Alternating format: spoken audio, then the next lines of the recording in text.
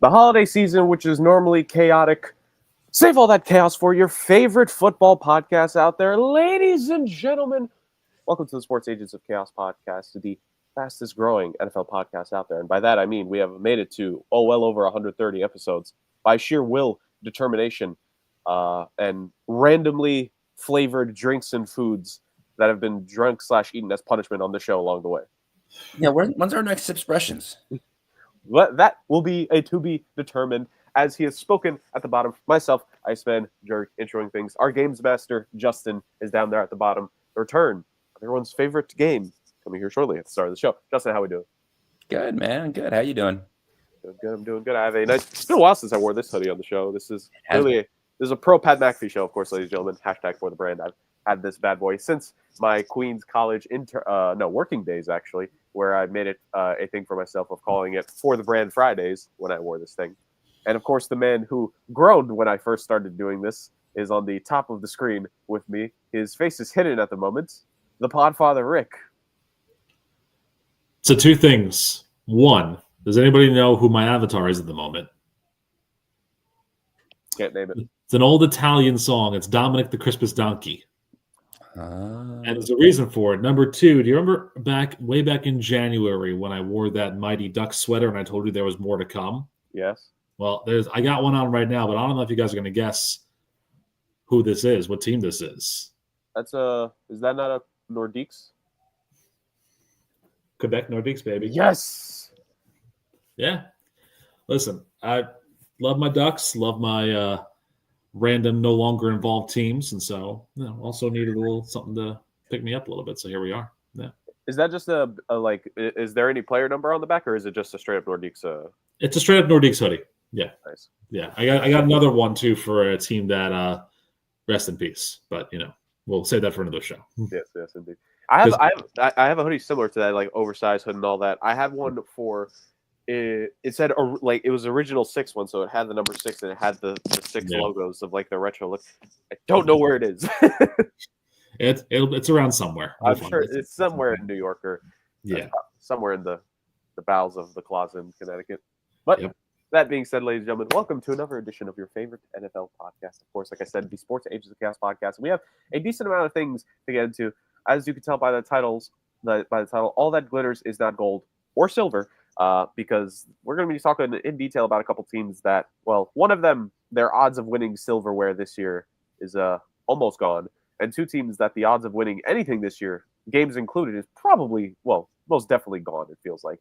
So we'll be giving an in memoriam for a couple teams in this episode, but we'll also be praising a certain team that surprised the heck out of all of us, considering what we thought they were going to be going into the season ultimately. And also, we're going to be going through some playoff clinching scenarios at the end of the show, very briefly, of course, because, if we go into too much detail in these, I'm sure all these teams will somehow go 0-5 and no extra playoff scenarios will clinch. So we'll only just speak on what could be. Of course, we have a Rant Podium to end this week's episode, the return of the glorious Rant Podium. But before we get into that, we normally save this to the end, but we're going to do this at the beginning for full disclosure for the people, because we did not expect all three of us to be on for this week's episode. We thought someone's schedule was ultimately going to throw things completely off the deep end. I mean, technically it did. It was my schedule that made us all come here on Sunday morning for it. So That's fair.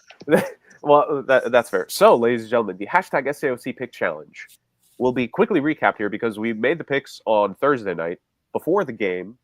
That's worth noting for the people.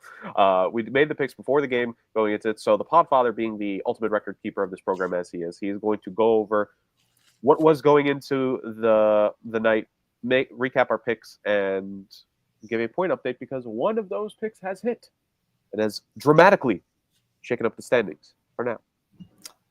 It has for now.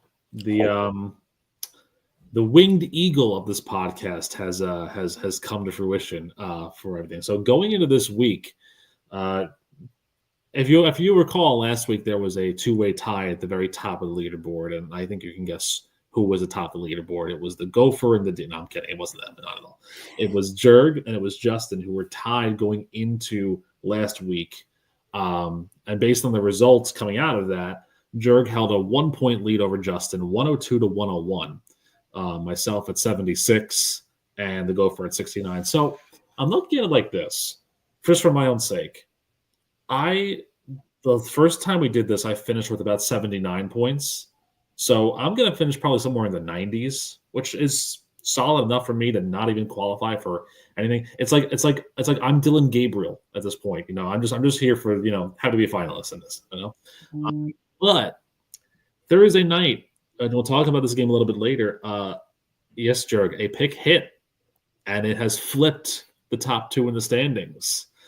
So, because Justin's Rams pick at 2 points was true to form, Justin currently has a 103 to 102 lead over for the brand, Jurg. So, very interesting.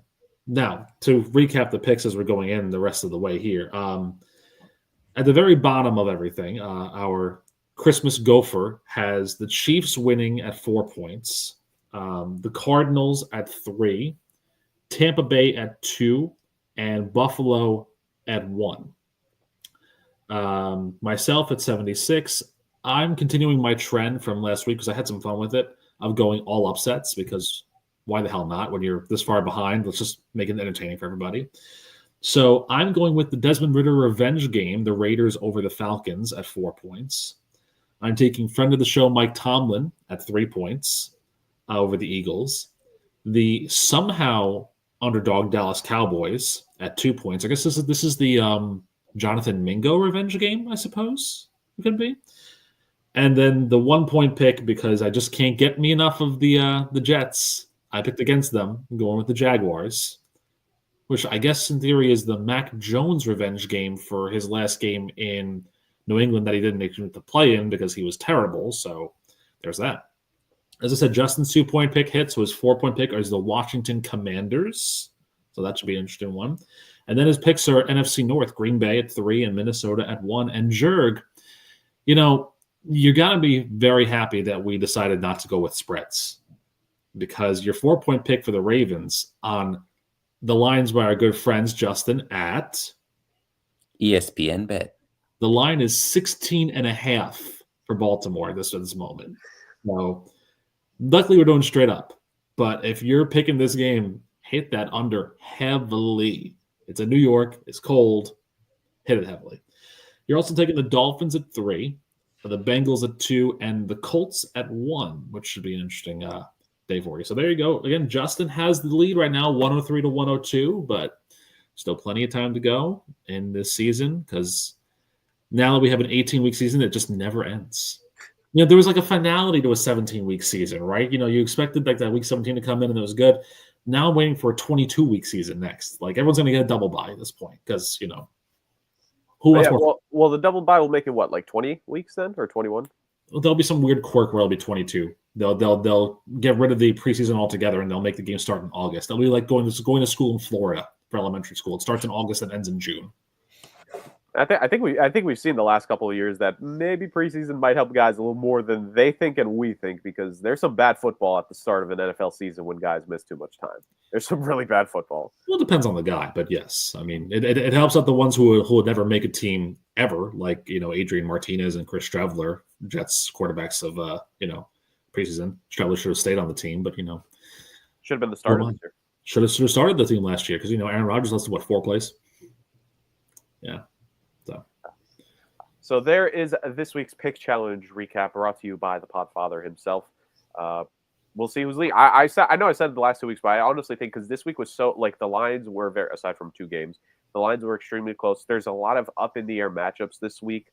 Yeah, I think whoever comes out between Justin and I this week is like a higher probability of them ending up winning the Pick Challenge this year. And at the moment, he's up 1, so we'll see how that holds for the rest of today, since it is a glorious NFL Sunday, which means, of course, we want to do this beautiful show. And think of this as the pregame for the people, ladies and gentlemen, going into this NFL Sunday. Now, thank you for the Pick Challenge, Podfather.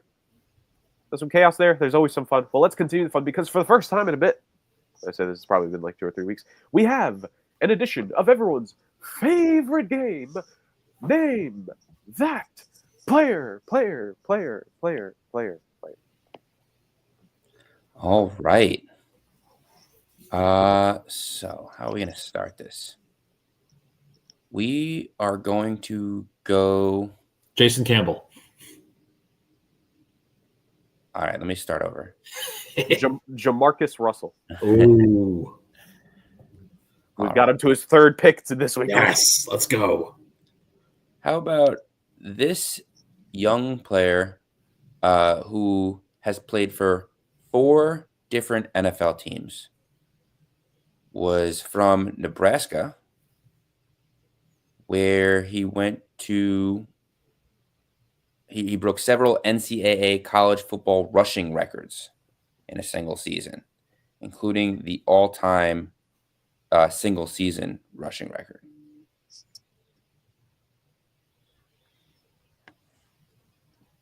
He broke the single season rushing record at Nebraska? No, he was born in Nebraska. Oh, he was born in Nebraska. Okay. Yes.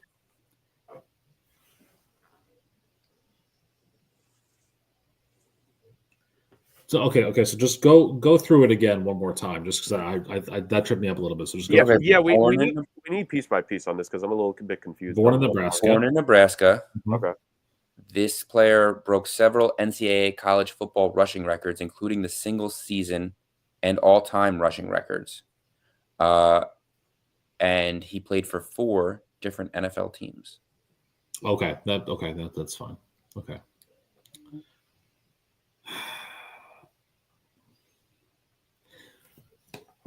I almost want to say that I'm sure Jerg, this record still doesn't stand to this day.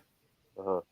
Because I mean, we know from last night, we'll talk about Ashton Genty, who should have won the Heisman Trophy award, but I'll get there in a little bit later in the show. Don't you worry. He was trying to track down Barry Sanders for the all-time rushing record in the NCAA per single season, and we know that Barry Sanders played with just one team. So I think this record probably hasn't stood.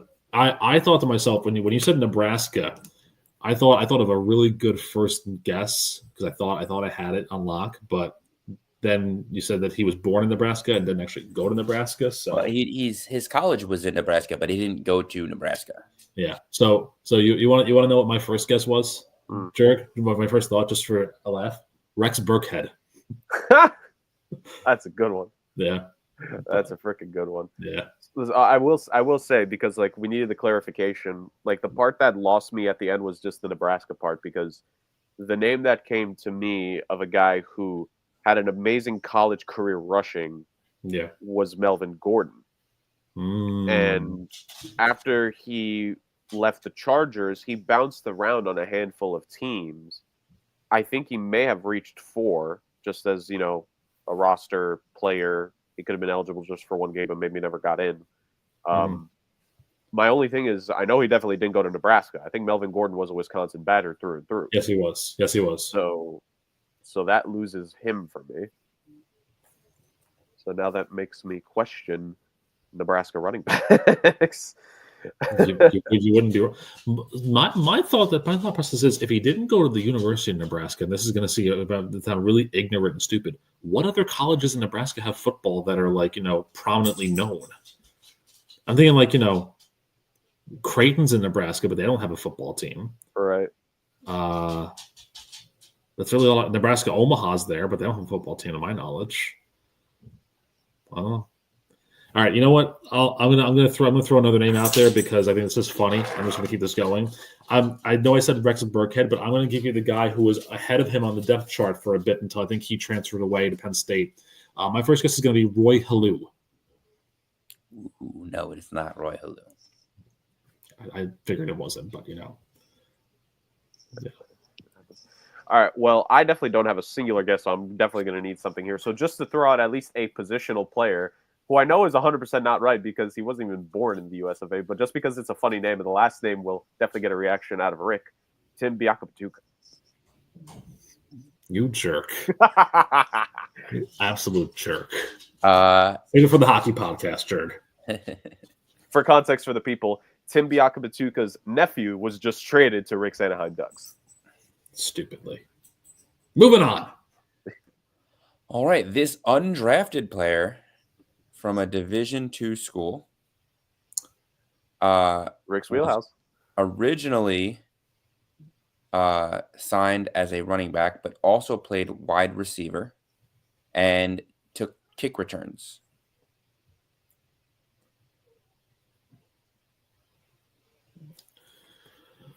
No, because Pittsburgh State is in Kansas, so it's not them. They're undrafted player, kick returns, Also receiving.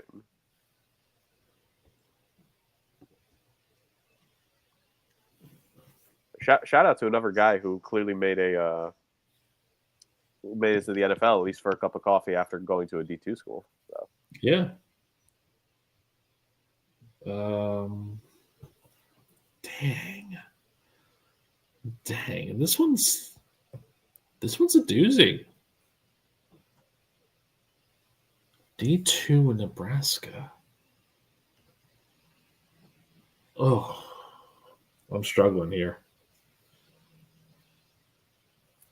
Wait a minute. It's over. And am I struggling here? Or am I? You tell me, champ.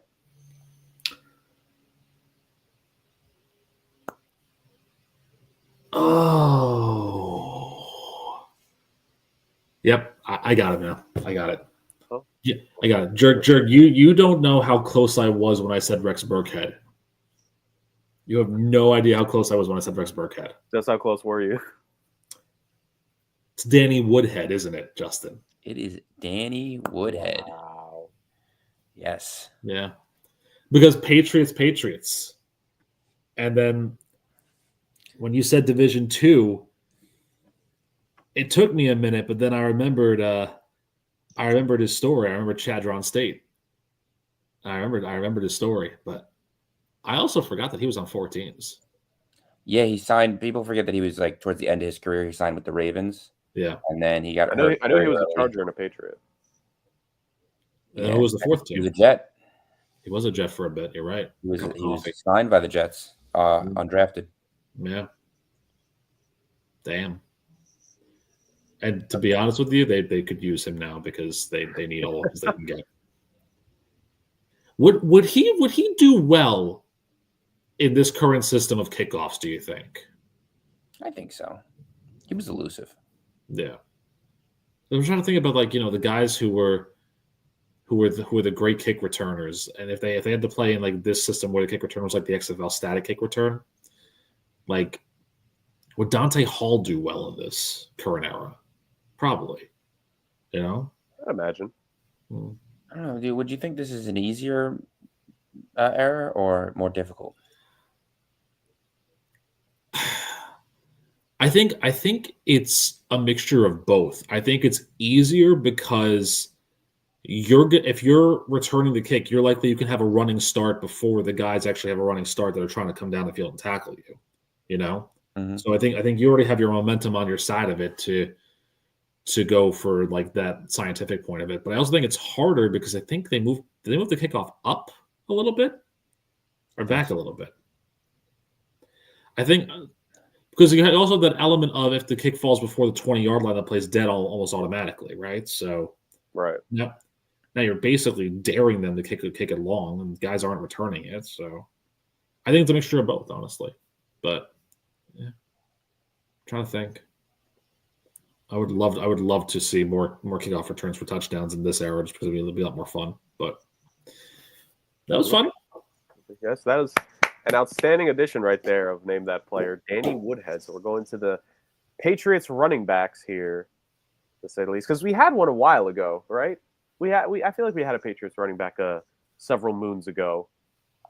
Was it not the Corey Dillon episode? Yes, it was the Corey Dillon episode. So Justin's going to some Patriots running backs here. So just wait, Rick, until we get the Jonah Gray Name That Player. Wasn't it Jonas Gray? Jonah, Jonas, tomato. How about the Kevin Jonas Gray? Oh, maybe. Yeah. Maybe. That's your Wheel of Fortune before and after for the day. There you go. Yeah. Yes, exactly. Justin's going to start to get creative with it. He's Oh, going to start to name guys that one of their names is also that of a celebrity in the news. He's going to go off camera and put up a crossword puzzle. We have to guess what the words are from there. Really use the crossword puzzle, to guess the hints. Yeah. I hate that rule. That's another Rant Podium edition that I could do. I hate that rule in the crosswords. Where you can't add anything. So if people who guess the puzzle right but say the word "and," because "and" isn't up there, so therefore you're wrong. It's like, but that's naturally what you do is when you name a group, you do 1, 2, 3, and 4. So Seacrest is terrible, anyways. I love that as we build and do more on the show, just talking like Rick, just in his mind, in the Rolodex of Rick, he just plans more like future Rant Podium topics. It's truly glorious how the mind works there. Yeah. Aspect. Anyways, let's continue with the program. Justin, phenomenal with the games. We've gone through the pick challenge. We've gone through the games. Feels like there's only so much to go through on the show, but there is indeed a good breadth of stuff to talk about. To the meat and potatoes we dive into. Thursday Night Football and a Rams and 49ers breakdown, ladies and gentlemen. Now, it's been a while since we've touched upon Thursday Night Football here because, as consistent watchers of this program know, Rick does not like Thursday Night Football in any way, shape, or form. Yep. But this is definitely something for us to discuss and touch about here because these were two teams that, if you flip the records of what they are after this game, it made a bit more sense. Now, they're technically only 2 games separated, but it's more the condition of where they are in the standings that is cause for some concern for one and glee and joy for the other. The Los Angeles Rams and the San Francisco 49ers played one of the most Thursday Night Football games we have seen in the NFL over the last couple of years. It was 12-6. Everything, ladies and gentlemen, was a field goal, which, once again, for the Braves, we love to see it. But, for entertaining football, the Edmonton Oilers that night outscored the San Francisco 49ers. The Oilers scored 7 goals. San Fran only scored 6. Not the Pittsburgh Penguins that night actually scored 9 points. They were a field goal away from the Los Angeles Rams score. So not a great scoring prowess game, to say the very least. But at the end of the day, a win is a win. And not only did this win give Justin 2 points for the pick challenge, but it also gave the Los Angeles Rams an 8th win on the season to make them level with the Seattle Seahawks in terms of win total. And it dropped the San Francisco 49ers to 6-8 on the season, far below what we would have thought for them going into the year. Looking at the NFC West as things stand, because it's going to help with the context for the situation, the Seahawks are 8-5, the Rams are 8-6, the Cardinals are 6-7, and in last place, the San Francisco 49ers at 6-8. Justin, I'm going to throw it to you first here. Coming into the season, not just the three of us, majority of people across the NFL landscape had similar feelings about both these teams. The Niners were going to go through the season, business as per. They were going to be consistent, probably double-digit wins, probably a playoff appearance, almost likely, because this is the same team that has made 4 of the last 5 years, they've made it to the NFC Championship game, right? So this was going to be a team that was going to, maybe have some issues, but they were going to make it to the postseason again, and they go from there. While the Rams, our biggest thing going into the season was, and I know the Podfather hit on this in the preseason predictions, was the health of this team, right? And I think we've had at least once this season a bit of an injury scare with Stafford himself, plus the various times of Cooper Kupp and Puka Nacua dealing with their issues, or Cooper Kupp just disappearing and having 0 catches and 0 yards in that Thursday night game, which, as someone who's facing him this week, very nice. So, that being said, Justin, I throw it to you first. The Rams, this 2024 season for them, how they've overcome the doubts that were asperging them into this year, and how there is a possibility, if I'm not mistaken, if the Seahawks do fall this week, I think the Rams would leap above them because I think if we're going by whether it's division record, they have 1 less loss in division. If we're going by conference record, both would be 500, I think. Well, actually, the Seahawks also have the Rams have the head-to-head. Yeah, and the head-to-head. And also the Rams have more conference wins right now. Right. So there's a lot going their way. So, Justin, Rams. I think they very quietly put together a very, very good young team. I think coming into the season, everyone, us included, turned around and said they only have a couple of strong veteran players, and if one of those guys goes down, considering they all have an injury history, they're going to be in trouble. Well, It turns out at one point both of their receivers were down, and that's 2 out of the 3 players that we mentioned. And meanwhile, they are quietly, I mean, I guess not so quiet anymore. They're starting to put together a really solid push for the playoffs. I mean, they are 1 game out. They have they are losing the tiebreaker to Washington, but that is okay because they do have a solid chance of the division because the Seahawks got to play the 9-4 Packers today, and they have not looked as good as we thought the Seahawks would look this year.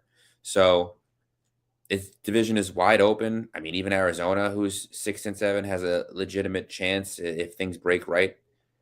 I think that the Rams, if anything, should be a favorited team to win this division at this point. And if I'm a playoff team, I don't want to play them. And I don't want to go into LA either.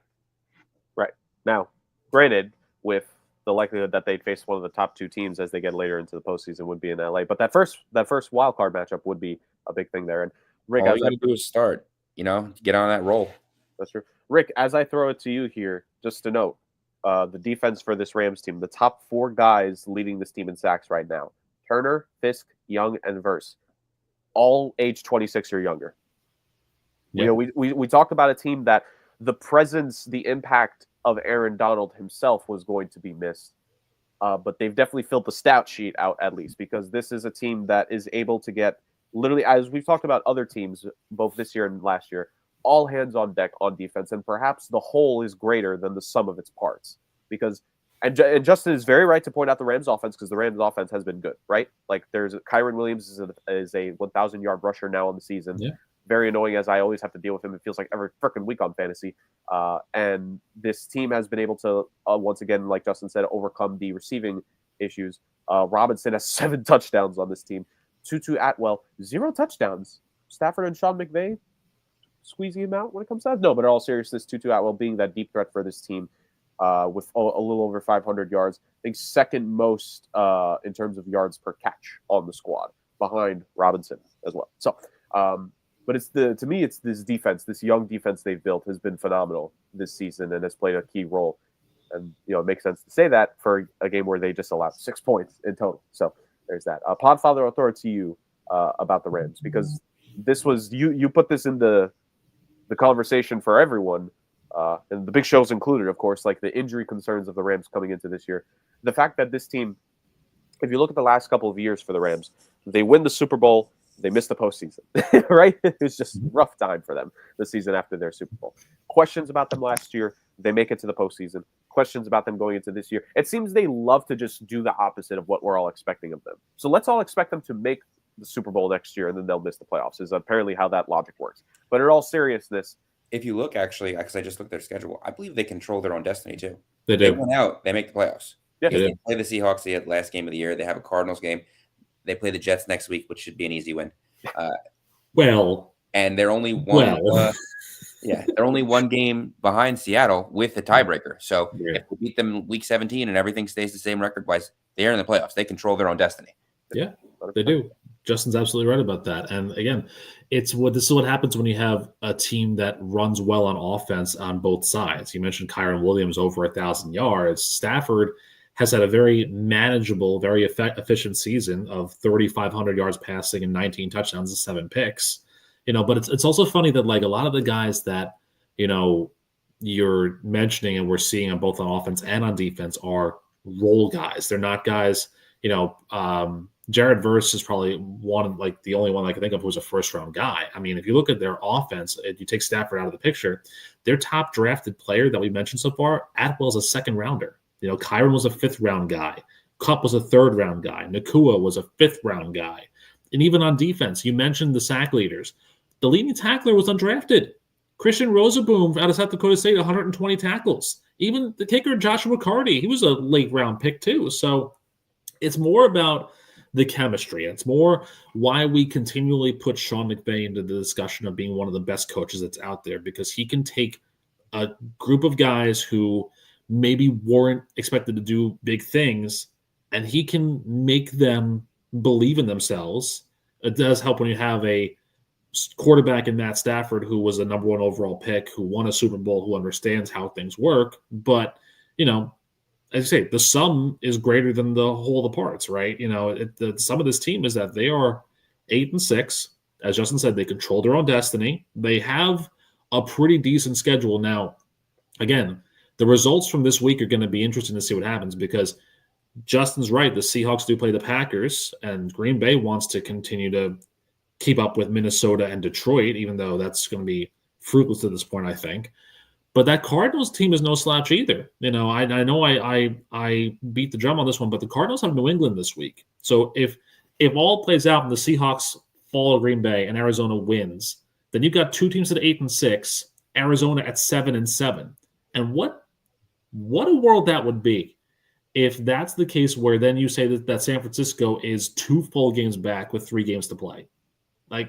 That they're done. They're done specifically. And again, the injury concerns for the Niners killed them, but it's a great story for the Rams. It really is. It shows that they fought through the adversity. They fought through the expectations. They surprised us. They surprised other pundits who said they were going to have a down year this year. But the funny thing is that the season's not over yet. And I know Justin said, they played the Jets with a smirk of disdain and a scoff. But let's be honest here. What is the one thing that we know about Aaron Rodgers and the Jets? When they want to be annoying and they want to be a spoiler, they have the potential to be that if possible. And I think that game is going to be at MetLife, which is the Rams have to fly cross country. And that's always a big thing. Look, the Rams have all these goals and ambitions, but you got to take care of business. 2 of those games are interdivision, but you can't look past next week, because let's say the Seahawks somehow beat the Packers this week. Then they go to 9-5. Then next week, if the Rams lose to the Jets, then all this goodwill is for nothing, because 9-5 to 8-7, Seahawks win a game, they're 10-5. This division's over. That would be the most Jets loss of all time. That would be. For the Rams to do that, yeah, they should fire their GM and head coach midseason. I mean, you'd love them.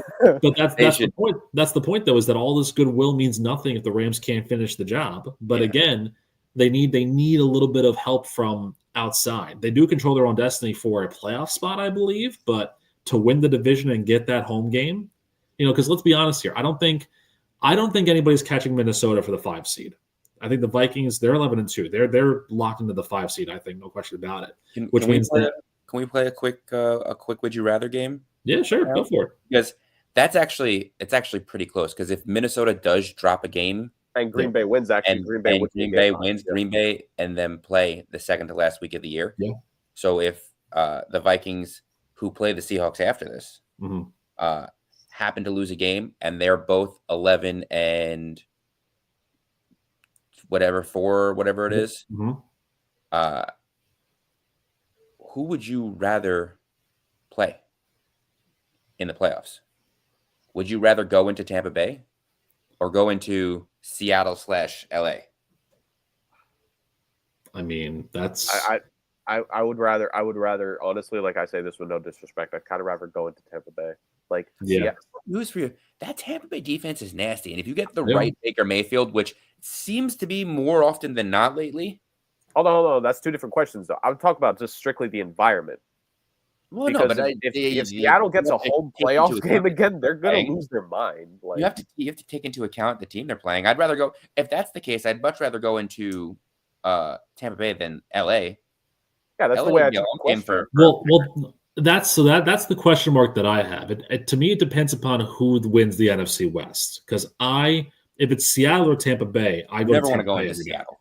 But if it's Tampa Bay versus the Rams, I might want to chance my odds to go into LA. I might want to chance my odds on that. Yes, this defense has been good, but this defense has also been untested in a big scenario like that. And again, what did we learn from last year? If you're a lower seed, what do you have to lose? Nothing. You're going to throw all caution to the wind and throw everything out there, basically. And a gut punch to the Rams at home is probably a significant factor for them. You're going to throw everything except your timeouts, apparently, Rick, as we learned at the end of that tale. Well, no, that's a Matt Eberflus thing. Come on, don't look into this mess. Don't I mean, listen, regular football matter. Take a cue from yesterday from the Army-Navy game. Navy ran a fake punt on 4th down with their nose tackle, getting 29 yards. That's crazy. It's the best. This is football, man. That was crazy. It's football, indeed. So you started to talk about them a little bit, Rick. Let's finish this off and talk about this other team, the San Francisco 49ers. Yeah. Oh, what a year for them. Now, it is worth noting the 2020 COVID campaign, after they made the Super Bowl and lost to the Kansas City Chiefs, they did miss the postseason.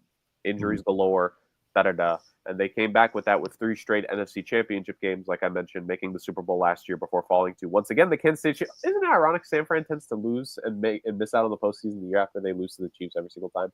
So while we lock in the 49ers 3 straight NFC Championship games for the 2025, 26, and 27 seasons, it seems, this was not a year to be happy about, to say the very least, for this team in all seriousness. And what a bad time for them to have this kind of year where, let's just look at the scenarios from the broadest stroke, because we're not really so much going into the in-game aspect of it. It's more like the front office perspective. Brock Purdy's entering year 4 next year. Got to make a choice on him. Christian McCaffrey, unfortunately, dealing with all this injury stuff this year. He's going to have to maybe go to Germany or find the Tibetan monks that Aaron Rodgers hangs out with in order to figure his situation out. Maybe the dolphin sonar stuff as well, to get his legs back on track. Brandon Ayuk signed his deal, out for the season. Did he even catch a touchdown pass this year? I don't even think he did, right? He did not, no. He didn't catch a single one? Nope. Deebo Samuel just has not looked good at all this year. He's fallen off, to say the very least. George Kittle, the man can only do so much by himself. Yeah, he's the one guy who's still really trying to push through all this, despite it.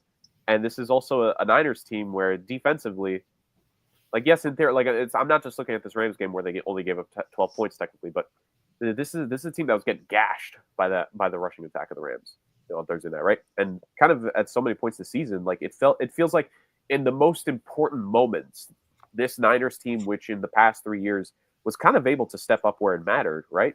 On that big 3rd down to stop a momentum drive, on 4th down in the 4th quarter. It feels like this Niners defense just can't do that this year compared to the past 3 years. So and this is also a team, we've talked about the bleeding of talent that they've had to deal with the last couple of years. Maybe has that come back to finally get at them, right?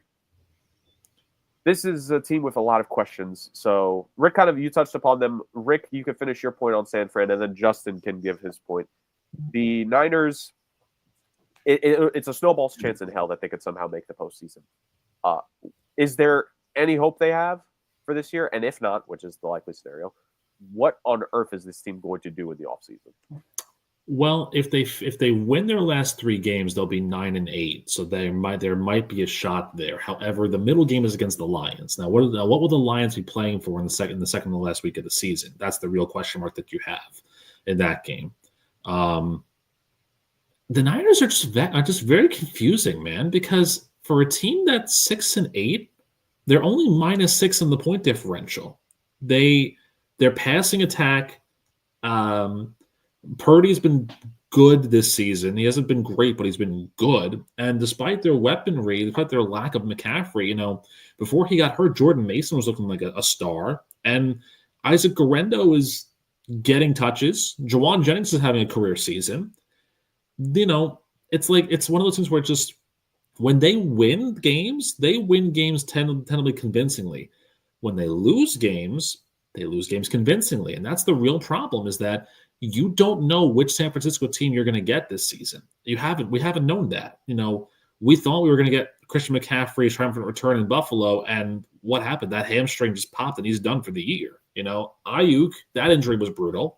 And it's just the bug, man. The bug's been hitting them over and over again. I mean, I look at this defense, and there's still good players on this defense that are still doing good things. Fred Warner's having a great season. I think Deommodore Lenoir's doing okay. Devondre Campbell can, go kick rocks, apparently, because, you don't want to play on this team. That's fine, whatever. But it's just everything we talked about chemistry-wise with the Rams is the antithesis of the conversation for the Niners. Because without those key players there, this team doesn't run. They're still going to put up numbers, and they're still going to be a good enough team and manage except for Thursday, because that was just an awful environment for a game. Maybe something about playing in Santa Clara in the rain is just a problem for people. But I don't know. I mean, like I said, if they win their last 3 games, they'll go 9-8. Is that the goal? Probably. You want to try and beat Miami and then somehow beat Detroit and then knock off San Francisco, Arizona, just to not finish in last place. Because again, that's the real big story here is that you're going to have a team that's going to go from a couple plays away from winning the Super Bowl and knocking off the Chiefs' kingdom to not making the playoffs, but also not even finishing third or second near division if things don't continue to spiral. So there's a lot of question marks that are here, but I don't know if there's an easy answer for any of it because, again, a lot of it comes down to health, and then the other part of it comes down to, well, is Mr. Irrelevant really worth all this money? And he's been a good quarterback, but is he worth a multi-year hundreds of $1 million deal that guys like Lawrence and Hurts and Dak and Burrow and Herbert have all gotten? That's the real question mark that you have. I don't know necessarily if he is. I don't think he's worth that much money because, again, let's look at another scenario. The Giants did that with Daniel Jones. And where is Daniel Jones now? He's on the practice squad in the Viking funeral pyre, So, I'm not comparing the two. I'm just saying, like, if you want to give your money to a guy who you think is worth it, you better be damn sure that he is worth it. And I don't necessarily know if Brock Purdy is worth it. I mean, I think the Niners are also lucky in this aspect too. They're not going to have a high draft pick this year, which is fine because the quarterback class is pretty rough this year.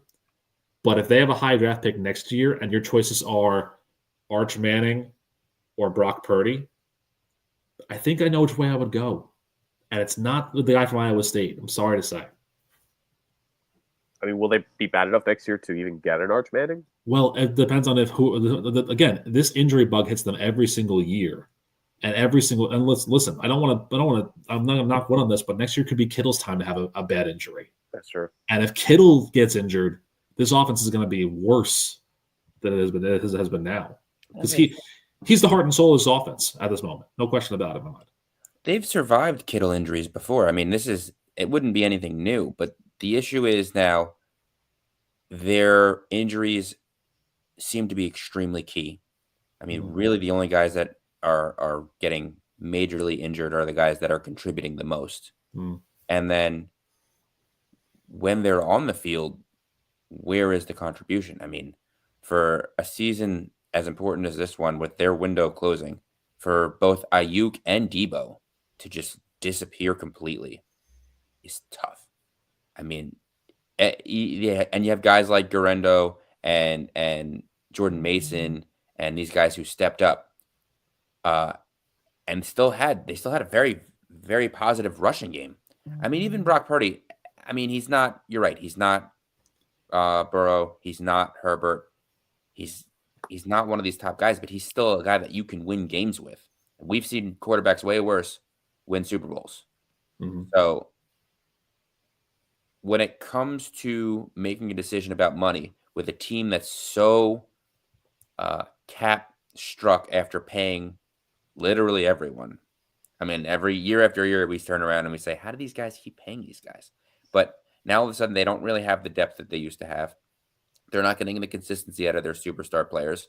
They are heavily injured, banged up, and some of these guys are now also a few years older than they used to be. I mean, who knows if this is something McCaffrey can come back from? He's been an injuries-prone player for a long time. He's well into his career. Running backs don't last that long. They got Trent Williams, who is a different kind of tackle that, you can't just replace. This is a team that's either on the verge of putting it back together or full-on reset. And it's going to be extremely interesting to see which direction they go because there's a lot of question marks that are going to be happening going into this offseason, especially if they end up losing next week and being eliminated from the playoffs. Yeah. To say the very least, this is going to be a situation for San Fran in the long term. A lot of question marks to ask, and it's going to be a different team. going into this next season, I have to imagine. I think of the big names we mentioned.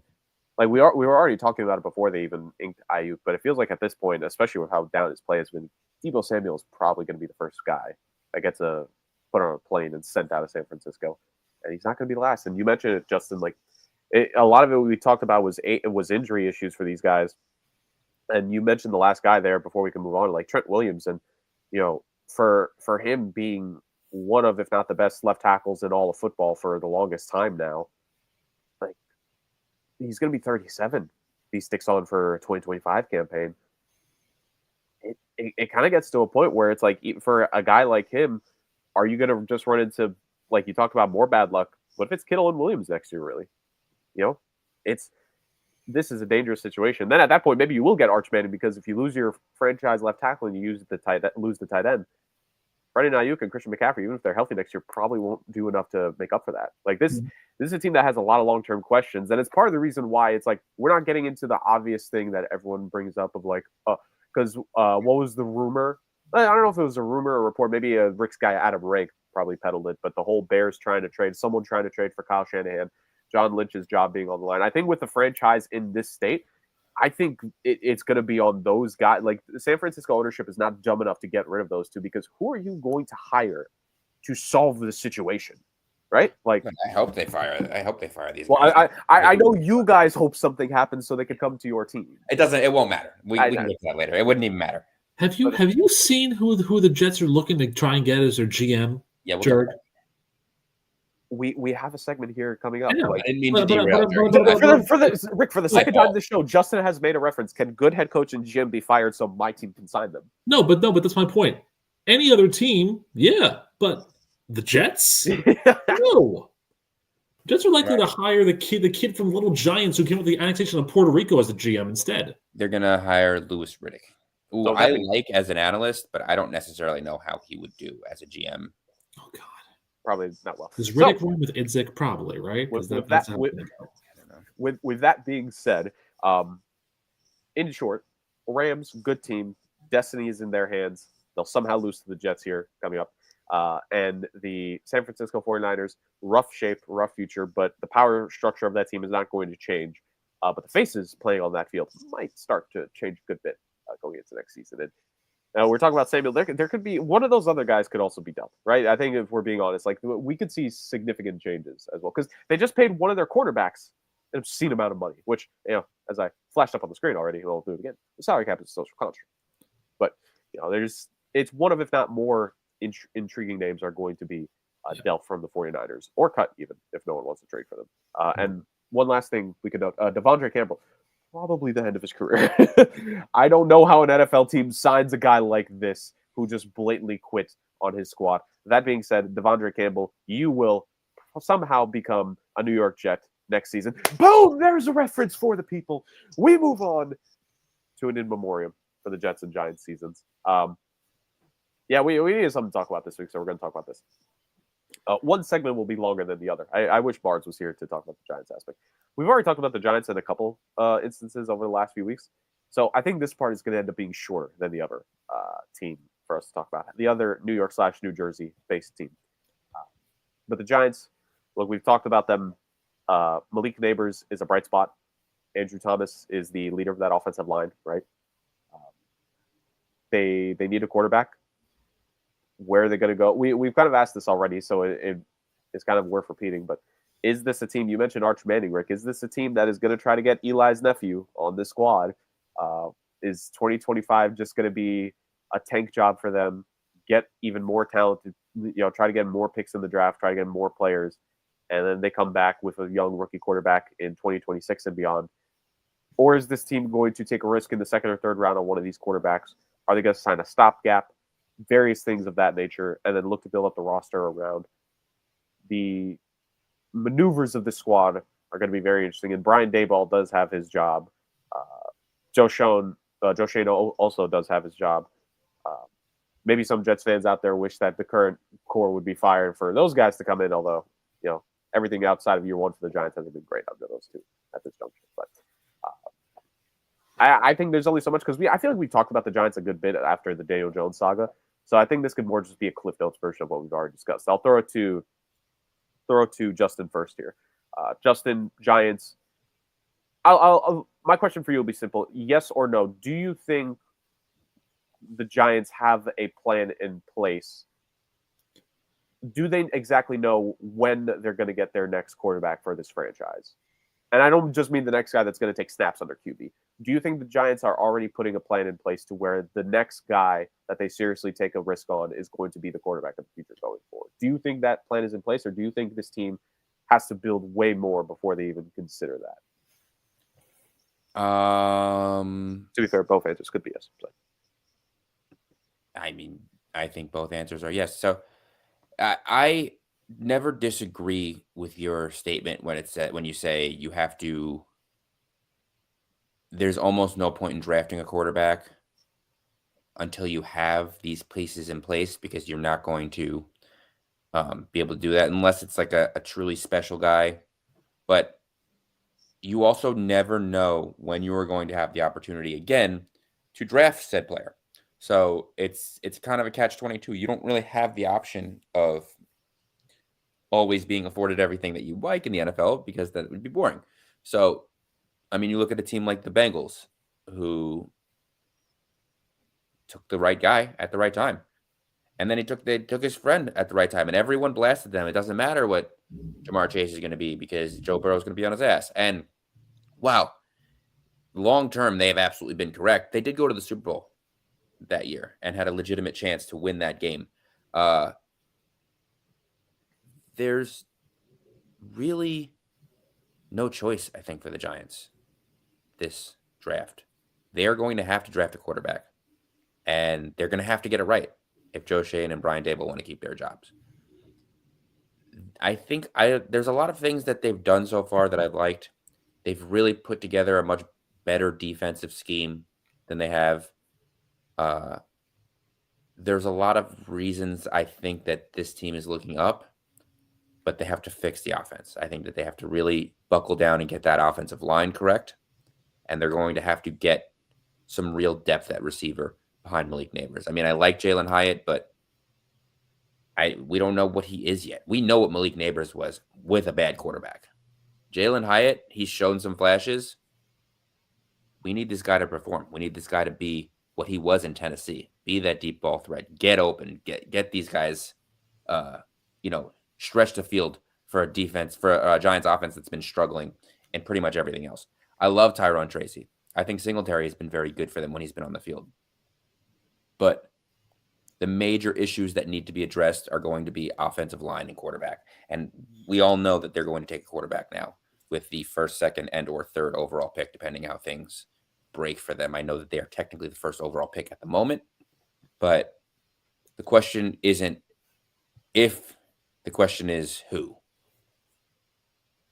especially with the teams that are around them, because the Raiders and the Titans look like they're also going to be taking, and the Jets look like they're going to be taking quarterbacks, and maybe even Cleveland. Yeah. So Rick, is Deion Sanders going to be the head coach for the New York Football Giants next season? Well, so that's the thing, is that if the Giants aren't one of the top two teams, and I'm Joe Schoen and have that pick, I trade it. I trade it for more picks, because let me play out a scenario for you in your head. You want a quarterback this year, right? That's what we're saying. We want a quarterback this year. You're not the number one team. Vegas is the number one team. Vegas takes Shedeur Sanders. You're not the number two team. Let's say that a team that needs a quarterback is number two. They take Cam Ward. And you're that's the number three.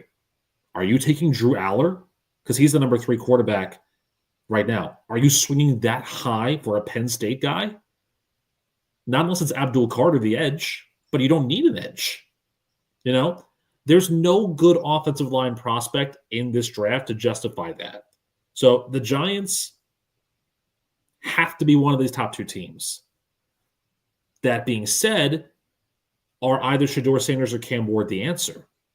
And I don't think they are. Cam Ward plays a lot of hero ball. He plays a lot of boomer bust plays, and that's going to hurt him in the NFL. That's going to be a big problem. So this could be a case where the Giants could draft Cam Ward, let's say, and then be right back in the top two again the following year because he's just not playing well. So that's the catch-22 is if you can justify not taking a quarterback this year because those top two guys are gone or because you don't believe in either one of them that much to make that move, you have to sell it. You have to sell it. And the problem is there's no strong alternative. This is going to be one of the weakest draft classes I think we've seen in a very long time. I think this is rivaling 2019-ish, somewhere around there, or maybe 2020-ish, 2019-ish, when for quarterbacks, when the Jaguars could have used a quarterback, let's say, and they went with C.J. Henderson instead because they didn't want to take Dwayne Haskins or they didn't want to take any of those guys. They waited, they sucked for a few years and got Trevor Lawrence, was their guy. I don't know how he is now. The Bengals, same thing. The Bengals in 2019 could have taken a quarterback. They took Jonah Williams instead, for whatever that was.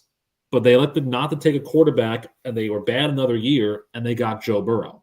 And what has that done to their franchise? It's galvanized their franchise.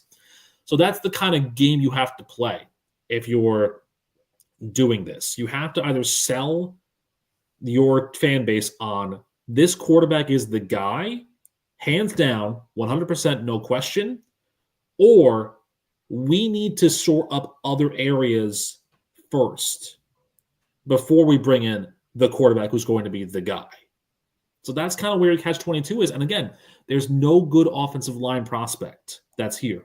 But if you've got a team that wants to jump up high in the draft to take a guy like an Abdul Carter or take a guy like a Mason Graham out of Michigan, one of these two top defensive prospects that are out there, and you can get a bounty of picks for that option, I don't know. That might be a better way to play. They do need a quarterback, don't get me wrong. And the free agency class is not looking pretty because other than Sam Darnold, who you might not want to give a longer-term, more money deal to, Jameis Winston's out there. Drew Lock, you could bring him back on a one-year deal and actually make him the starter. But there's not really a lot of other names that are out there. A lot of the other names that are out there are guys who are sitting on the bench or who are hurt and have no chance to play again, like Garoppolo and Wentz, for example. You gonna tell me you want to bring one of those guys in for a one-year stint as a bridge? That's where your issue is. It's really the Giants are really in a no-win situation at this point because I don't think, and personally, I don't think selling the Giants fan base on one of these top two quarterbacks is worth it. I don't care how good Shedeur Sanders thinks that he is. I don't care that Malik Neighbors was playing catch with him down Fifth Avenue last night while they're waiting for the Heisman. Neither of those guys make sense to me when the rest of your team is just nightmarish. Because, Jerg, you mentioned it. Andrew Thomas is the core of the offensive line. He was hurt all year. If he comes back and he's not the same guy, they don't have another core on the other side because Evan Neal's a joke. John Michael Has Schmitz he not gotten better this season? John Michael Schmitz got hurt last week, I think. Their center. They don't have really any good options. And yeah, Tyrone Tracy's been good, but Justin, doesn't that also mean that Devin Singletary just has been a terrible signing this year so far? I know he was hurt for a little bit, but no, not necessarily. Okay, versus Saquon Barkley though. Well, if you're going to sit here and compare him to Saquon, Saquon's having an all-time season. Yeah, he's having one of the best seasons of all time. We knew that this was a possibility when he went to a run-first team with a strong offensive line like the Eagles. Yeah. Everyone was questioning, myself included. Is his injury history? Is he going to be taking more hits? They're going to stack the box. The line's not going to be the same with these guys retiring and moving on. But this is the other end of the spectrum where we all thought, all right, if this comes together, he's going to have an all-time year. You can't compare what the Giants did to what Saquon did. Let's face it. It didn't make sense for them to keep him. Look at where they are. It would have been great for them. It would have been selfish on the Giants' part. And even if Saquon would have wanted it that way, this is what was best for Saquon. Yeah. I just more mean so and too. What was best for the Giants. And that doesn't mean that Singletary had a bad year. He hasn't played up to the standards that I think they wanted to when they signed him. That's the thing that I'm trying to say is that versus a 5th round draft pick who's gotten more touches and who's proven to be a better running back, I think, this year. Well, let me ask you this. Yeah. In the situation that they're in, when Singletary goes down in week 4 or 5 or whatever, and your season is clearly slipping away from you. Yep. And then you have a guy who's on a rookie deal who does the things that Tyrone Tracy has been doing. Mm-hmm. At what point are you turning around and giving the ball back to Devin Singletary? I'm not. Exactly. Yeah. So, and I don't think it has anything to do with his production. I think Singletary was good in the games that he's played, and with the pieces that he's been given and the opportunities he's been given, but he just has not been given the same opportunities. I mean, Tyrone Tracy has almost double the carries now.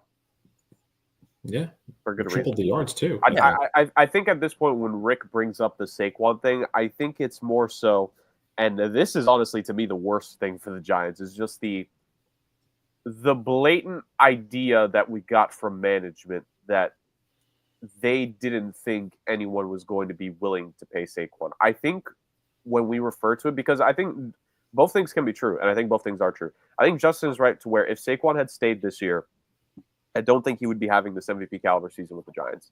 But on the other hand, I think the blatant and deliberate miss of evaluation of reading a situation by that GM and co was just completely off.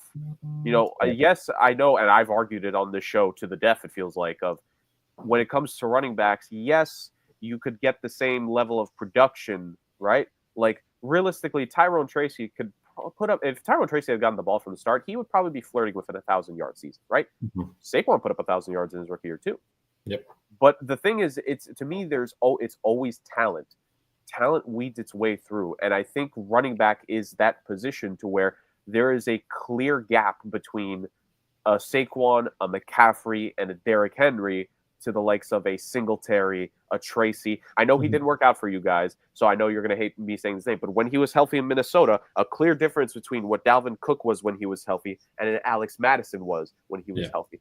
I think when you look back at that Giants decision, yes, we could say, yes, it was the right decision for both parties, but just I'm not a Giants fan, but even I get upset when I see that clip, because how are you misreading a situation so badly to where you don't think Saquon is going to be as highly coveted? Like, I think that to me is where the Giants should be the most concerned part, because Joe Shane, like you mentioned, he's done some things right. Like, there's still a couple big misses on his report card right now when it comes to his tenure. And that's what I think magnifies that situation greater, because let's play out a hypothetical here. Let's say that Saquon walks and he's having a little bit lesser of a year than he's currently having right now. Let's say that he's at 1,000 even or 1,100 yards even, but he's doing it in the Chargers, with the Chargers, or with the Colts, let's say. I'm just throwing out teams there. Yeah. Would that be as magnified as a situation than the fact that not only did you let Saquon walk, he walked right on to arguably your most hated rival now. I get the Giants-Cowboys thing, but it's the Eagles. You know? Because this team plays in Jersey, half of Jersey, that's South Jersey, they're Eagles fans. So they got the guy from the North. That makes it worse. That is the Juan Soto to the Mets defection for me as a football fan. Like that. Yeah, that would be like, Justin, I hate to bring this up, and I'm sorry that I'm going to do this. That would be like the Jets trading Garrett Wilson to the Bills. How could you let that happen? I understand you let him walk and test free agency, and that's fine. If that was your goal, you accomplished your goal. But the that rock dropping in that lake, the ripple effect that came of it. Now, were the Giants going to be good this year with Saquon and not Daniel Jones? Probably not. You're probably right about that.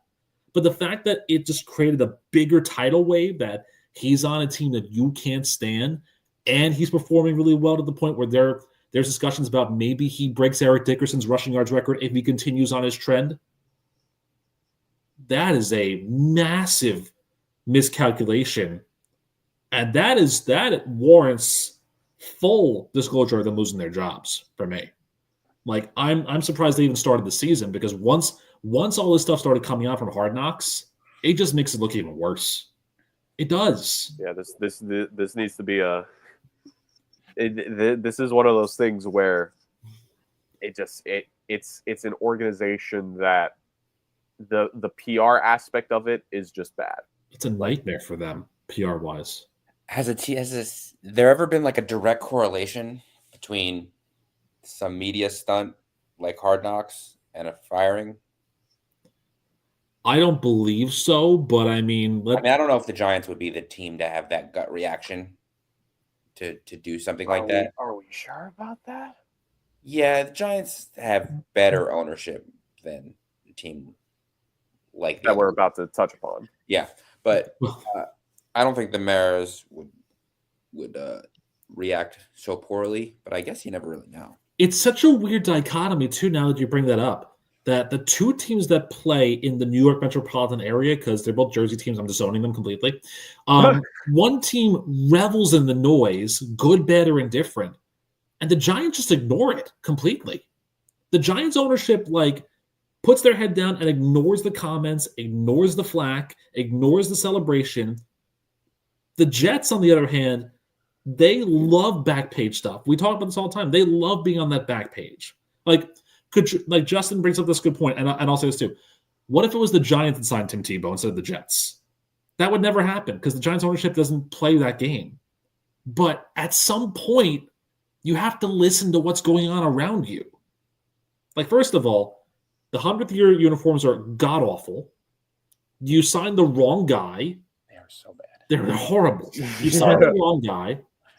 You drafted Malik Neighbors, which you had no other choice to, but you knew going in that he was going to be a touchstone for controversy, like Odell. You still employ Evan Neal. You don't, for whatever reason, have two kickers on your roster because when Gano gets hurt in warm-ups and you have Jamie Gillen, who you decide not to kick, you lose a game because you didn't kick field goals or you went for it on fourth down with Washington. You should have won that game. Organizational decisions just steamroll and snowball into something that's just ridiculous. But again, the Giants seem to be no, we're good. We're good. We're fine. We're fine. We're putting our heads down. We're ignoring everything. They're like ostriches sticking their head in the sand. The Jets, meanwhile, are they're like the lemurs that are the Kings. Are give me more attention. Give me more flack. I love this. I'm bathing in your King Julian. The Jets are King Julian. Yes, the Jets are King Julian. But it's just if you're a Giants fan, you got to be disappointed in this because this is not the season you wanted. If this season were next year and you had that goal of Arch Manning, I'd be okay with that. But the lack of knowledge and the lack of a clear-cut choice at number one or number two of a quarterback this time around gives me, and I hate to use this comparison, gives me 99 vibes. Joey Harrington and Achilles Smith. How did they do versus Donovan McNabb?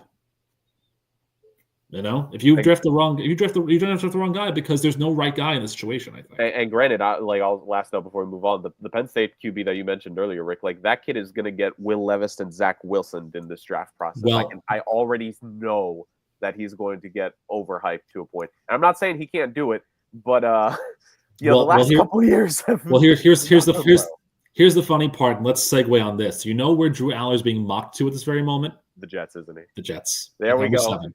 So as we finish the memoriam for the Giants season, let's talk about the Jets.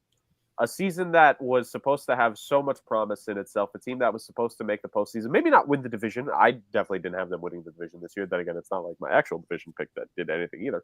But the Jets that were mocked by many to at least make the postseason this year, to end this playoff drought for the squad, it hasn't gone well, to say the very least. Aaron Rodgers, 20 touchdowns, 8 interceptions, just under 3,000 passing yards. We know he's going to get over that threshold in the next game here, we assume. Breece Hall, the rushing attack for this Jets team. We talked about a couple teams here who, Kyron Williams, who's over 1,000 rushing yards. Jordan Mason, that he stayed healthy, would be over 1,000 rushing yards. This Jets team only has 1,131 rushing yards total as a squad this year. I'm sure there are a couple of running backs in the league that have or are close to that amount. Garrett Wilson is probably only just going to get to pass the 1,000 receiving yard mark in his career. It kind of feels like really real purgatory for him at this point that he can't have that big 13, 14, 1,500 yard type season that we obviously he's capable of doing it, to say the very least.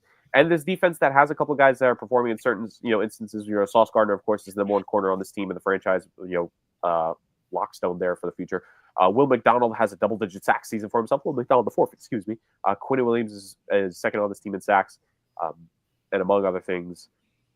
Man, oh man, it's not been great, to say the very least. And these two, and also Greg Sirline, it was not great for this team, and that decision to have him earlier in the year. But Anders Carlson has been fine, right? He's perfect on the season for the Jets so far in field goals. So there's that, I guess. How many opportunities? I think what makes it hurt even more too is that they had Spencer Schrader, and then they let him go, and he went to the Chiefs and he kicked that game-winning field goal the other day.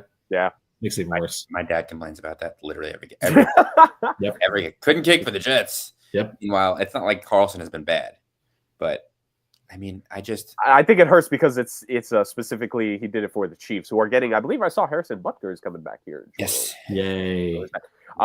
So the Jets and the season that was and wasn't, that has been and that should have been. We've talked about it several times on this show.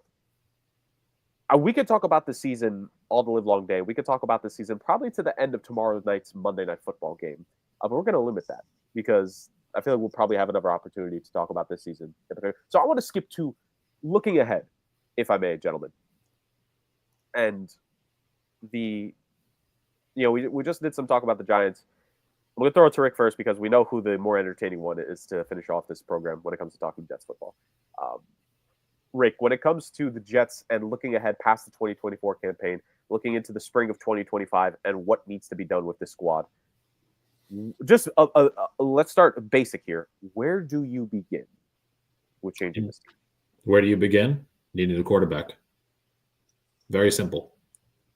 Look, I understand that that's going to be a controversial statement because I understand that it's not all on Aaron Rodgers because the offensive line hasn't been productive enough to stop, the sacks from coming in.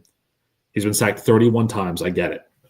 I understand that they've lost games this year where the defense just hasn't performed, where, they've lost games close at the end. They've lost games blowouts. The defense just hasn't been there. I get it. Robert Saleh wasn't the answer. They fired him. Jeff Ulbricht's not going to be around for much longer, so they're going to need a new head coach. And they're going to need a new GM.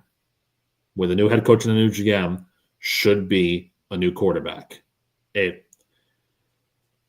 This experiment with Aaron Rodgers not only hasn't worked, it's become a joke. It's become a black mark on this franchise, which has had many a black mark in Justin and my time as being fans of this team. Okay? Now, Justin can take you through the more recent black marks, the Mark Sanchez butt fumble, the Todd Bowles 1 year where they were 10-6 and lost week 18 where they could have gotten into the playoffs. I can take you through the Rich Kotite season. They're 1-15. The Lou Holtz era when they stupidly decided to bring on a college head coach and try and run triple options in the NFL, which was not – could work today, but in 1993 when Hugh Douglas was beating people up, not going to be the case. The mismanagement of everything that there has been in this team, this franchise, this season, just goes to show you that it doesn't matter how good pieces are when the team just isn't performing well enough to make those guys go. Like, yeah, Garrett Wilson will get over 1,000 yards. That's great. Breece Hall could get over 1,000 yards. He'll get close. That's great. But where has the success been? Like, this is supposed to be a team that's supposed to take better strides. And again, the biggest thing for me is Aaron Rodgers because he's 40. He's over. He's done. Like, I get the trend of, these older quarterbacks can come back and play. Look at Joe Flacco. Look at Tom Brady in that Super Bowl. You're like, no, they're not all the same. My biggest gripe, too, about this Jets team was that you traded up to get the first pick in the third round, to get a gadget guy in Malachi Corley, who you've barely used. You traded up picks to get a guy who so far this year has 2 carries for 26 yards and 3 catches for 16 yards. You're not using him. Why waste that time when you could shore up other spots? You drafted 2 running backs this year. I think in the same round or in one round apart. Braylon Allen's been pretty good. Like, I'm not going to take away from him. Braylon Allen's been good. But why waste a pick on Isaiah Davis when there's so many other holes you could have plugged on this team? Why do it? Why the allure of trying to bring in a clearly not there anymore quarterback, if not for just the back page, if not for just the memes? Because that's what it is. That is what it is. The Jets are not going to be a competitive team again until they bring in the right combination of GM and head coach with a young quarterback who they can work with and a new ownership group. The Johnsons got to go. It's just, when Leon Hess was owning the team, there was some class and respect that came with this franchise. You know, that was back in the time when Bill Parcells and Vinny Testaverde were guiding this team to a 14-2 record when they were a whisper away from beating John Elway in the AFC title game back in 99. They were a whisper away from doing that. That team doesn't exist anymore. This Jets team, and this is how you know. You both saw the news this week about what coach called Woody Johnson to say, maybe I want to come back and coach your team. Why would that get out if not for the memes and for the back page? Why would that happen? Well, I think he put it out there, no? I think there were sources, maybe he did, but there were sources that were out there too. But again, like, why entertain that thought? And why, when your season is lost, why does that get out? Because all that the Jets want is the luster of the paparazzi and the news and the fan page and the back pages. This is not a serious football team. It's not. And it's wasting the talent of guys like Garrett Wilson and Breece Hall, Quinnen Williams even. Again, I'm going to throw a compliment to an Alabama guy who was drafted in the first round. He damn well was playing good until he got hurt, and he's still doing okay this year. His brother, Quincy Williams, is also really good. This Jets organization is wasting the young talent that they have on their roster to chase El Dorado and Aaron Rodgers, who they owed $100+ million this year based upon the contract restructuring and another quantitative easing wizardry move out of the back pages of a Green Party presidential candidate, basically. I'm sorry. There's a reason why this team hasn't been in the playoffs in 14 years. Every decision they've ever made has led to this point. And until they figure things out, it's not going to get any better. And the reason why I brought up Drew Aller and where he was being mocked is because, Justin, as a Jets fan, you know that this is something the Jets would absolutely do. Draft a quarterback that they have no business drafting that high in the first round. That's something the Jets would do. And they're going to do it again. And they're going to bring in the wrong GM. They're going to bring in the wrong head coach because that's just what they do. Like, look, even Eric Mangini had some success. Herm Edwards had some success. Rex Ryan went to 2 straight AFC title games. But none of that was sustained because the Jets don't know how to put 2 good years together anymore. They did back in 2009 and 2010. They don't know how to do that anymore. And I'm sorry. Like, this game, if you're a Jets fan, you want to lose this game today against Jacksonville. But they're probably going to win it because that's just what they do. And then next week against the Niners or the Rams, they win that game too. Guess what? You're 5-10. You have a worse draft pick because the Jets cannot get out of their own way. The Jets are going to Jets. Lol Jets. That's so Jets. All of that fun thing. And it's just disappointing and disheartening. The older I get, the more I realize that being a Jets fan is just a curse and a kiss of death. Justin knows that all too well. And I've been very clean about it because I know there's some very bad thoughts that are running through Justin's head. And I kind of want to hear them instead of me just strolling on and on and on. So yeah, let's go, buddy. Justin can take over here. Let's go, buddy. Rick, everything you said is very, very intelligent and correct, but it doesn't matter. Because you're right. Let's say they bring in the wrong guy. All that stuff's going to happen. But let's say they bring in the right guy. They're still going to be the Jets. And let me clarify what I say, because I am still a firm believer that Joe Douglas was the right guy. And even if Saleh didn't work out, Joe Douglas is the best GM that I've ever seen them have in their life, in my lifetime, since probably the days of Parcells when he was basically doing the GM himself. The talent that he had brought in is far beyond the talent we've ever seen on a Jets team. The Jets teams used to be bad because there was nothing. The draft picks didn't work out. Their good players would get injured. They would never have anyone that was worth anything, and they would let any player that had any semblance of talent go before they signed their next contract, and then if they were having any success, it would be with another team.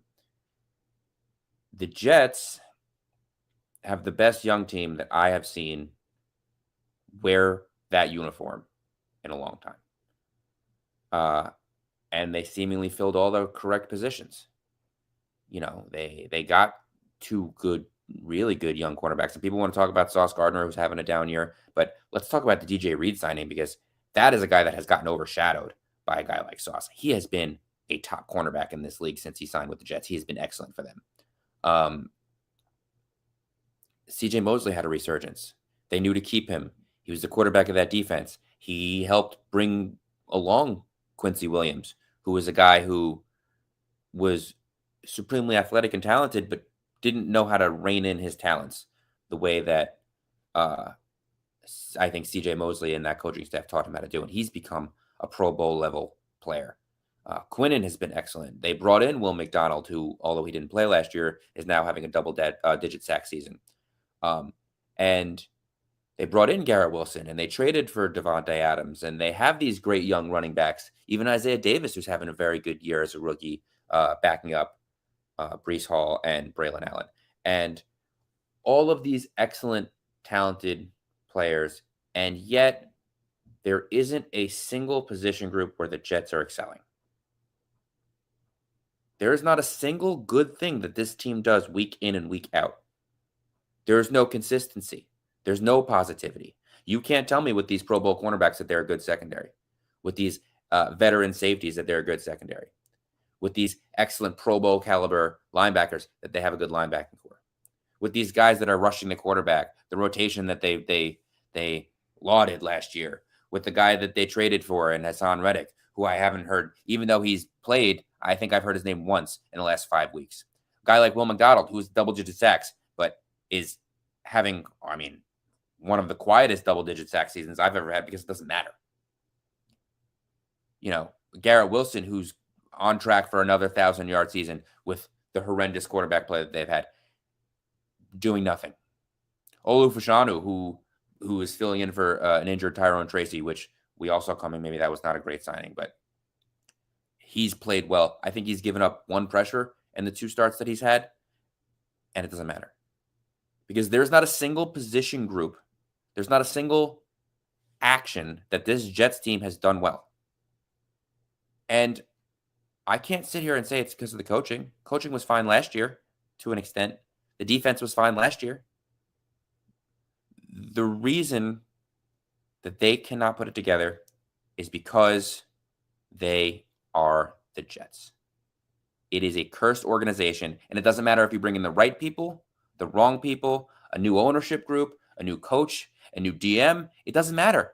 Bring in an exorcist, because that's the only way that you're ever going to get better as the Jets. It is never going to happen, because it doesn't matter how good you are. You're right, Rick. It's a circus. When the team went bad, Woody Johnson turned around and said, let's bring the circus back to town. We need to keep our name in the papers. We need to keep ourselves relevant. And this is the only way that they know how to do it, because it'll never be as a good football team. And I got news for you. I would bring Rex back at this point. I mean, unless you have a supremely better option, if you have the right GM in place, I think Rex Ryan was an excellent coach. I think the issue was when Rex Ryan started to get too powerful, there was a power struggle, and he had to bring in his own GM, which was John Idzik, which was terrible. And all of a sudden, Rex had too much power, and that's when things folded the other way. But when Rex was in charge of the football team, they went to 2 AFC championship games. That was the last time the Jets had any semblance of success. And I think Rex is an excellent football coach when he's outside of his own media personality, which, again, I don't hate the media personality. I loved when Rex Ryan would come in here and say, we're not kissing the rings.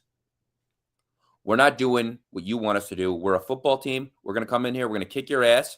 Who was the favorite for the Super Bowl? Me. Why would I not be? I love that confidence, and I think that made the team better. But the issue with Rex Ryan, while he was here, is that he was on the Jets. That's all what it comes down to. That's the commonality in every bad season. It doesn't matter if you have a Hall of Fame quarterback. Not like they'll ever draft a Hall of Fame quarterback, by the way. But the only way they're getting it is by trading or signing one. And guess what? When they're here, they're not going to be the Hall of Fame quarterback that you thought you were getting. You know why? Because they're the Jets. They are cursed to never have a quarterback. They're cursed to never be good. And they will be like this for the rest of your lifetime. And my dad begged me. He begged me. He said, Justin, whatever you do, Justin, don't be a Jets fan. It's just pain. There's nothing you can do. I'll never see a Super Bowl in my lifetime, Justin. It's never going to happen. It's just pain. Okay? And I didn't believe him. And I fought. And I rooted. And I saw those 2 AFC Championship games. And I believed. And I bought in. And I saw the team they were building. And I saw the right GM signing. And I saw the positive coaching. And I said, this is going to be it. They're going to be good again, even if it's just for a year. And guess what? There's a reason I have a rule. And I don't know if I've ever fully expanded on this rule on the podcast.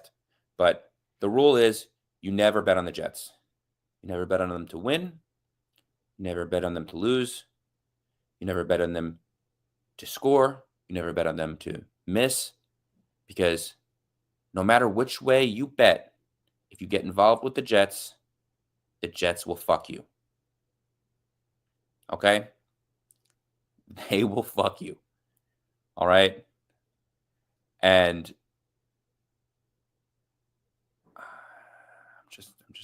I'm tired of being fucked. So about the general manager position. That's Sorry, that was building for a while. That was bad. No, that was beautiful. You held it together well until the very end. I gotta say, I expected a lot more. No, you know what it is, Rick? It's power. There's power in words. He saves it till the very end. It punctuates perfectly. Yeah, but I felt the crescendo of the volume kind of go up, and I thought, oh, this is where it's going to be, but it wasn't. Because you know what? There's more. Yeah, Jerg is right. There's more power in. Like, I could just curse till the day comes home, but there's no real power in it if you just curse this and curse that and blah, blah, blah. And sure, that's a great gut reaction. But if you have a legitimate problem with someone, it needs to be communicated properly. And I feel like sometimes cursing gets in the way of that. Yeah. Well, I mean, I also think, too, that the fact that this has been 14 years of misery since the 2010 championship game, it's like, we're almost to the point where, like, what words can we possibly say anymore? Rick. Yeah. Rick. It's been, for me, 32 years of misery. Oh no, and for someone like my father, who is 65 years old, he'll be 65 in March. Yep. It has been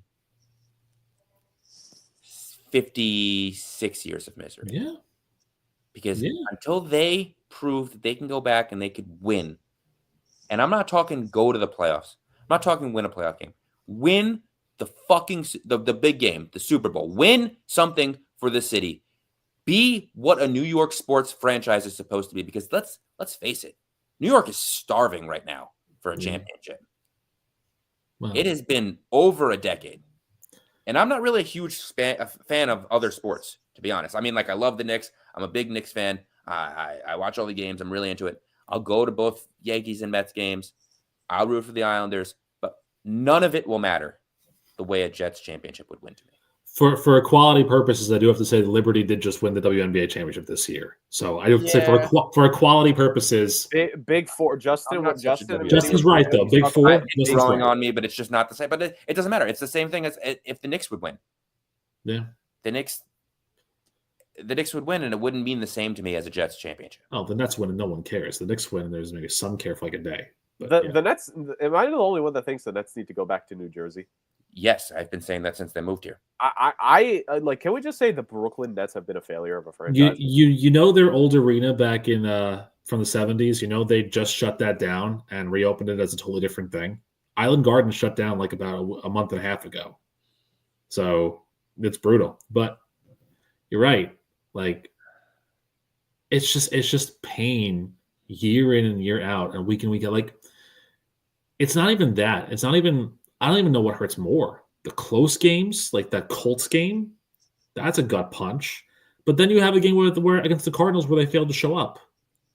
You know, but it's that's why I can blame it on one person because let's be honest here, that's my MO in life is to blame things on Aaron Rodgers because that gives me some I was semblance surprised of that your speech was not more Aaron Rodgers centric. I think you were pretty apt in this. Aaron Rodgers has not worked out the way they wanted to, but it's not an Aaron Rodgers issue. It's a team issue. I know. No, but that's my point is that I've come to understand that it is more than just one guy. He's a garbage dump, basically, of a human being. But at the same time, like, it's not just him. He's the general, so he's going to fail. But it's not just him. It's everybody else. Even Garrett Wilson can have 1,000 yards. He's still at fault somehow.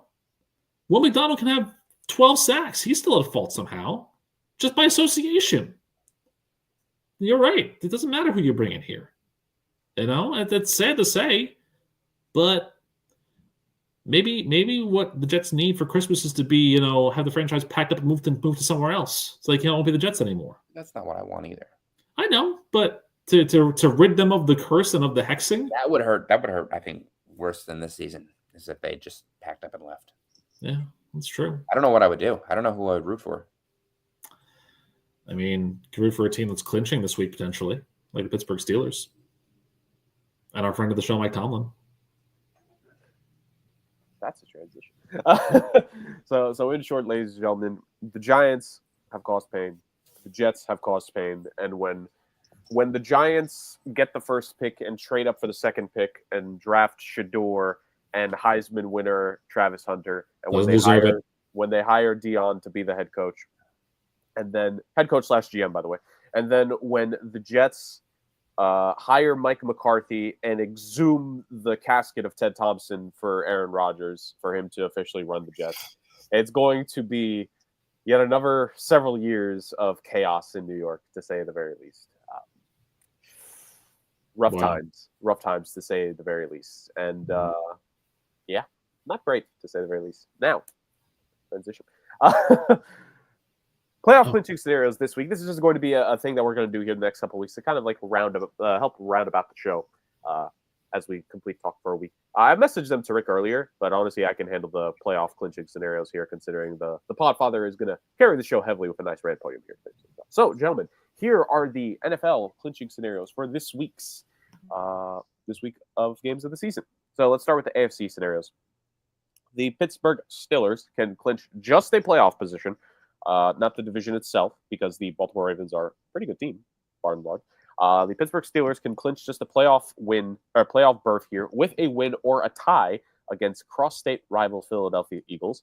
Feels like we've been seeing more Steelers in the Eagles games over the last 5 years than we've seen previously. That could just be me, though. And then the Houston Texans can clinch the AFC South division with a win plus an Indianapolis Colts defeat, which the Colts are facing the Broncos this week. That should be a very interesting matchup, to say the very least. So there's two AFC scenarios in that aspect. In the NFC, Week 15 playoff clinching scenarios for the NFC. The Vikings against the Bears. Justin made a bit of reference to it earlier. The Minnesota Vikings can clinch a playoff berth if they win or tie against the Bears, or if the Rams would have lost to the San Francisco 49ers. Or if the Seahawks lose or tie to the Green Bay Packers. So still very much in play that the Vikings could sew up a playoff spot here as we end off Week 15, because they probably could tie the Bears, if we're being honest, if they want to. In Seattle, it's going to be a tough game against Green Bay on Sunday Night Football, to say the very least. And then the Philadelphia Eagles, they also have a clinching scenario here when it comes to the Pittsburgh Steelers, but this is for the NFC East. The Philadelphia Eagles could win and clinch the NFC East if they either win, plus the communist loser tied to the Saints in the 1 p.m. slot, or if they tie with the Steelers and Washington outright loses to the Saints here. So it's going to be very interesting. The Philadelphia Eagles are probably going to be playing when the Saints come marching in at some point in the arena as they keep track of that score or look at that result. And the Green Bay Packers can clinch a playoff berth with the following scenarios happening.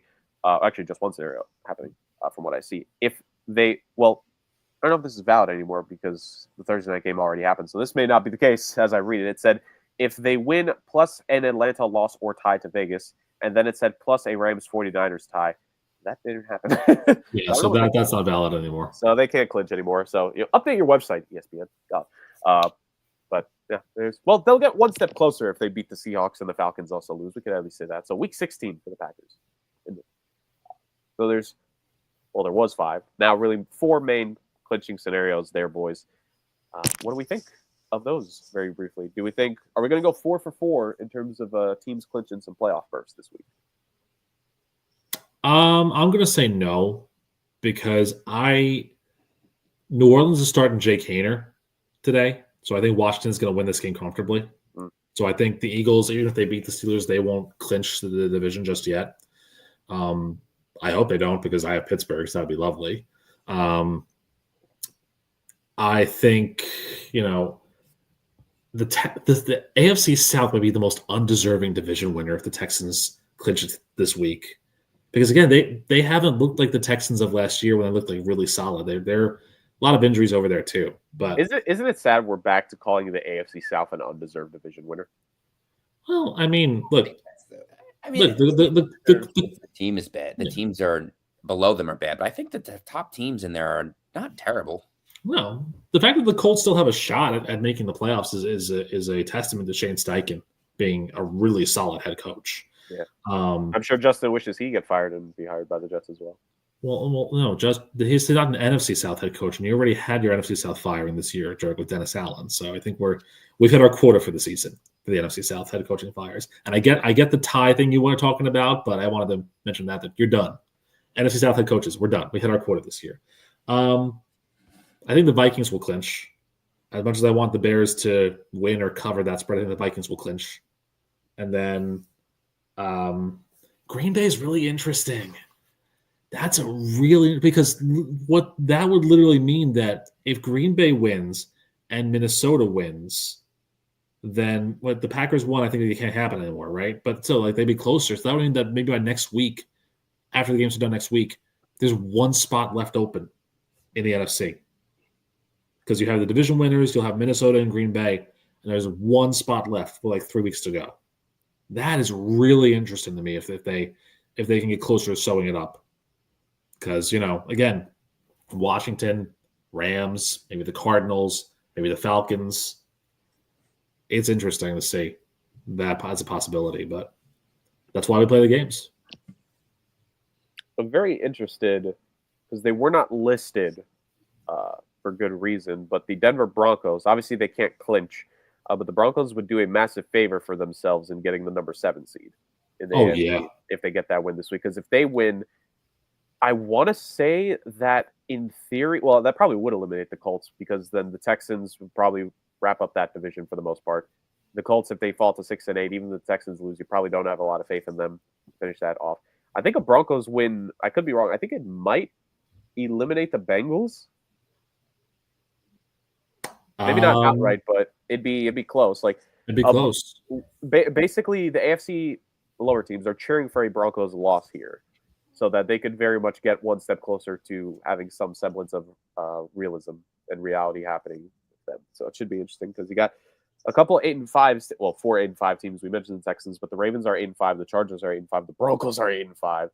A win or loss for any of those teams, a loss for any of those teams would really shake things up in the AFC and really extend the hopes for some of those lower teams as well, because you talk about the Colts, the Dolphins, and the Bengals, all technically being alive. The AFC has a majority of the eliminated teams so far in this season. The NFC, up to this point, only has one. Probably a few more are going to join them, though, by the end of this week. I think it's a pretty confident thing to say. And yeah, you mentioned it. Right now, the Buccaneers are once again at the top of that division, 7-6. The Falcons, this is not going the way we expected it to go, to say the very least, for the Atlanta Falcons this 2024 season. And the Commanders, of course, 8-5. That hot start really helped them to this point because it's been tough. They're going to need a win here. Should be there's a lot of do or die right here in the NFL this week. It should be interesting to see what teams step up or what teams get washed completely. So, anyone have any final notes before we move on? No. Justin, any head coaches you hope get fired for a result this week? Yeah, but we don't have to talk about the Jets. All right. No, I like him there. I know what you mean. I know what you mean. I'm bitter. I say it in jest. In jest. I know. All right, ladies and gents, time for the finale of the show because we started with the pick challenge. We have played our games. We've talked our football. Let's finish with pure chaos. And what could be, no, not could be, this is a very highly anticipated, arguably one of the premier Rant Podiums here in 2024, depending on what the lineup is. I don't know. You've teased a lot of things in chat, Rick. This is a very highly anticipated Rant Podium for the people. So give it to us, Podfather. The ranting is all yours. Take us home. Yeah, I do. I have put together a pretty decent list there, haven't I, of chat messages here. All right, let's go with this. Let's go with number 3 on my list here. And this is going to be a shout out to 2 guys who, basically are going to be what we saw last night with the Heisman Trophy with Travis Hunter winning it instead of Ashton Genty. So for no reason at all, my Rant Podium, the number 3 spot, goes to Eric Crouch and Chris Wenke. Because you want to talk about guys that were maybe deserving Heisman winners out of college, but did absolutely jack all in the NFL. Eric Crouch was a goddamn quarterback turned wide receiver, and Chris Wenke was like 50 when he won the Heisman. Like, there's no point. The Heisman Trophy is just a joke now because it's another media-driven award. I'm sorry. Travis Hunter can play 2 ways. Ooh, that's so exciting. We haven't seen a player like that since Jim Thorpe do it. Oh, my goodness. Like, once again, Boise State is slighted by a media campaign of Deion Sanders and Colorado this time around. It's just like, enough. Ashton Genty deserved to win the Heisman, and there's nothing else to it that I have to say. So, to Eric Crouch and Chris Wenke and all the other horrible Heisman winners that came before him. Rashawn Salam, for some reason, comes to mind as well. I don't know why, but maybe Kajana Carter can be in there too. Like, you guys gave this, I hope, and look where we are now. Like, this is brutal. Like, the Heisman needs to be the best player in college football, and it wasn't. Number 2 on my Rant Podium this week. This is annoying. This is really annoying to me. Because it's another case of things where, like, I see something that a lot of people are doing, and I just don't care. So why is this the thing that I'm seeing more and more? I don't give a damn about Spotify Wrapped. I don't want to know what your top 5 songs or top 5 artists were. I don't want. It doesn't matter to me. So why? I feel like we're in an era where we share so much that just doesn't matter. Like, we beg for validation and legitimacy because Chappell Rowan is our number 3 most listened to artist of the year. Like, that's going to get us some kind of, like, greater entrance into heaven or something like that. Like, or, some greater, bonus in our Christmas salaries, It doesn't matter. Like, so why? I'll tell you this. If it was a case where, like, you had 5 random artists, that's great.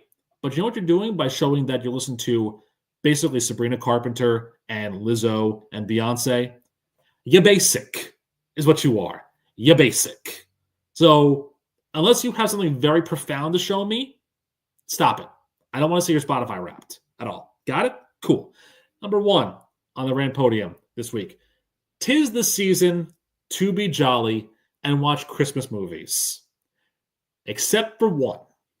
Because at work, I had the displeasure of watching a Christmas movie because it happened to be on in the waiting room and whatnot. So, it was put on, and I was just like, this movie's horrible. Why am I doing this myself? So this goes out to you, Vince Vaughn. Fred Claus was an abomination. Absolute abomination of a Christmas movie. I put it up there with the damn Christmas Shoes song of things I never want to see or hear again. Like, who gives you the green light to make this kind of terrible, bum-ass, in the words of Pat McAfee, movies? Paul Giamatti, I feel bad for you being even associated with this dreck. I mean, Kevin Spacey being associated with it makes sense given his current, standing in life. But, why? Why do we do this to ourselves? Christmas movies are done to death. Hallmark Channel stopped with the Chiefs love story thing on Christmas. It makes no sense. And honorable mention as well, that I just thought of too as well, why are there so many unnecessary celebrities with talk shows? Have you ever thought about this? This is interesting to me because in a span of a 2-hour time window, back in the day we had Regis and Kelly, and then Rosie O'Donnell would go on after her, or you'd have, the Today Show lasts for another hour. Let me tell you, if you're not keenly aware of the Fox midday lineup on Channel 5 in the New York area, after Good Day New York ends, 10 o'clock is Sherry Shepherd, who doesn't deserve a talk show. I don't even know what she does, but she's on. 11 o'clock is Jennifer Hudson, who doesn't deserve a talk show. And then from 1 to 2:30, it's 25 Words or Less with Meredith Vieira, terrible game show. Person, Place, or Thing with Melissa Peterman, so basically just naming nouns, terrible game show. And Pictionary starring Jerry O'Connell. What am I doing with my life if I'm watching Fox on a daily basis? You know what I'm doing? I can't find the remote to change the channel. And I've fallen and I can't get up. That's what I'm doing with my life. Or maybe I'm dead. I don't know. It's one of those things. So we need a lot of help going into this holiday season. Unfortunately, for those of you, the help is not going to come from me. Because, as is our tradition, next week on our pre-Christmas show, I will give you,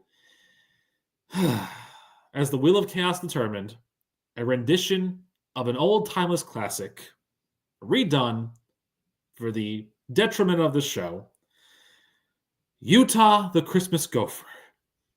May God have mercy on all of our souls here, because I'm not looking forward to writing this week, nor am I looking forward to performing it next week, because to glorify the Gopher is just not high on the list of things to do. Rick, I expect some real production value in this, all right? Right? With what time, Justin? I got a 14-month-old. What time will I have for production value? I didn't come here for excuses. I came here for results. Look, Okay. I'm sure the grandparents will love to watch their pod granddaughter as the pod father works on what could be the most high budget segment in the show's history. Let me tell you something. Once I end this show, it'll be my turn, because I have a feeling that you just woke up from a very terrible nap and there's going to be some problems in this house. So it'll be my turn to handle things. So looking forward to that as well. Yeah, you handle today, and then you have a whole rest of the week to figure it out, ladies and gentlemen. Thank you so much for joining us on this pre-game edition of the Sports Agents of Chaos podcast before this slate of NFL games here coming up. The downfall of a couple teams is what we've discussed here. The teams that don't have high hopes for the rest of the season, maybe even beyond, potentially, depending on what they do come the spring of 2025. We talked about an amazing Rams team that could be on the up and up here for the remainder of the season, could be a dangerous team going forward.